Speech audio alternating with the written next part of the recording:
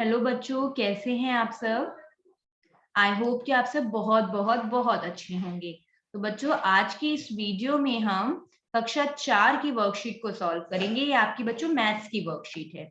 Worksheet number है 57, तारीख है 29 मार्च, वीक आपका 11, थीम है मोरल वैल्यूज। अगर आप मेरे चैनल पर नए हैं या आपने मेरे चैनल को अब तक सब्सक्राइब नहीं किया है तो प्लीज फटाफट से जाके मेरे चैनल को सब्सक्राइब कर ले और वहां पे छोटी सी घंटी होगी उसे भी प्रेस कर देना ताकि आगे आने वाली वीडियो की नोटिफिकेशन आप तक समय पर पहुंच सके।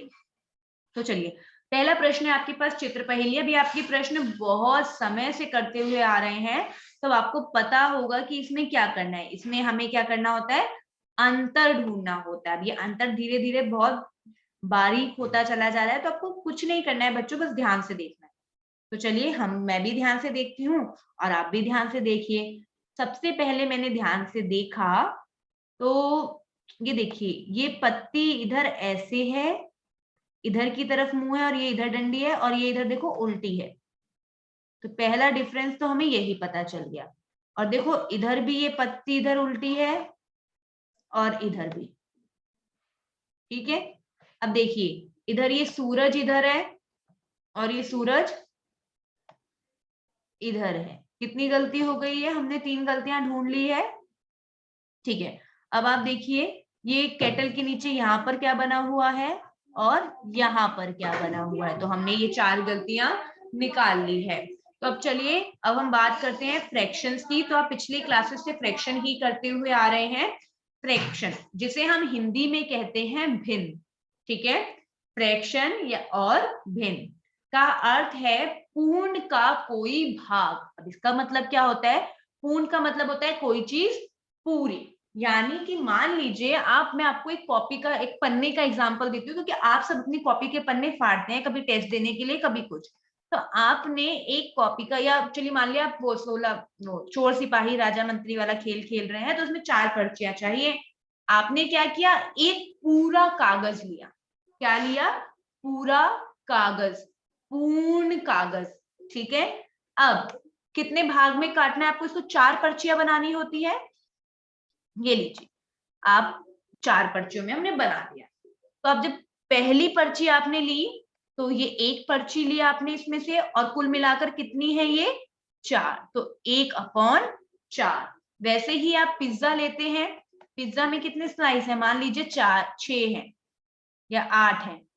ठीक है, 8 वाला पिज्जा मान लेते हैं हम।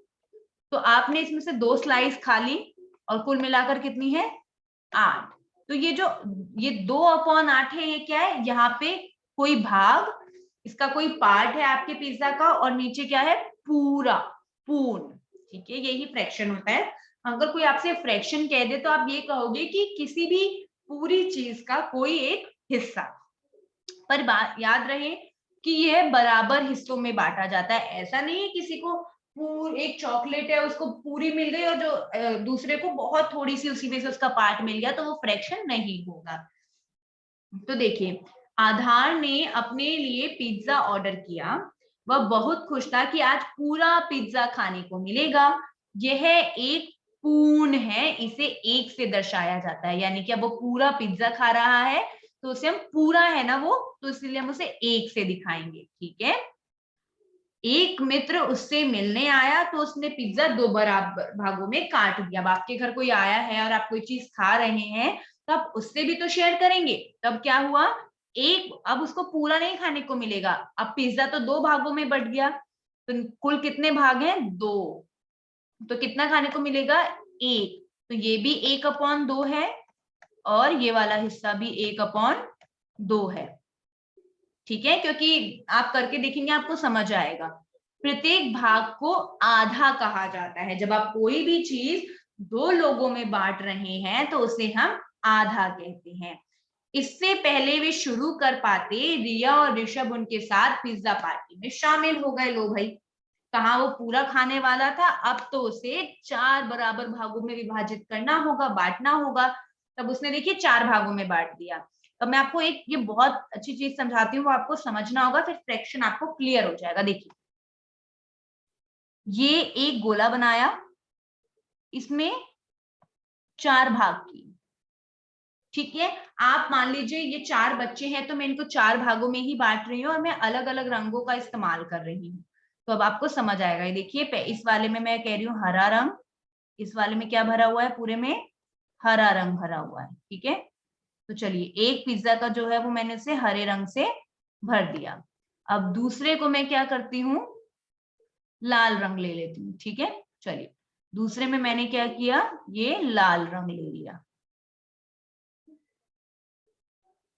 ठीक है, समझ आया, 2 लाल रंग हो गए। अब तीसरा, 4 भाग है ना कुल मिला के, तो 4 में अब मैं इसमें नीला ले लेती हूँ। चलिए इसमें मैंने नीला भरा।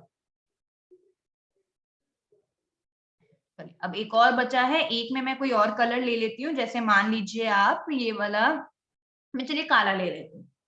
ठीक है, तो अब इसको मैंने 4 अलग अलग रंगों से भर दिया। तो ठीक है, अब 4 दोस्त हैं तो हर कोई एक एक तो लेगा ही ना। अब देखिए अब आपको कैसे ये समझ आएगा। तो मान लीजिए जो पहला वाला ये जो लाल है ना, वो कौन खाता है, आधार खाता है। तो आधार ने अपने हिस्से का लाल वाला स्लाइस उठा लिया, तो आधार ने कितना खाया, एक हिस्सा खाया। और कुल कितना था, टोटल कितने हिस्से हैं इसके, 1 2 3 4। तो आधार ने भी क्या खाया, 1/4 यानी कि 1/4। 4 हिस्से में से उसने एक खाया, इसको कहते हैं 1/4। ठीक है, अब आधार ने 1/4 खाया, फिर उसके बाद कौन आ गया था, उसका मित्र आ गया था उससे मिलने के लिए। तो अब उसके मित्र ने कितना खाया, अब उसके मित्र ने मान लीजिए हरा वाला खाया, तो उसने भी एक उठाया अपने हिस्से का। और कुल कितने हैं बच्चों, 4। तो उसने भी क्या खाया, 4 का एक हिस्सा खाया। उसने 2 हिस्सा नहीं खाया कि आप कह दो अरे ये तो वो खा गया ये भी वो खा गया, नहीं, उसने सिर्फ एक ही खाया है। तो 1/4 यानी कि 1/4।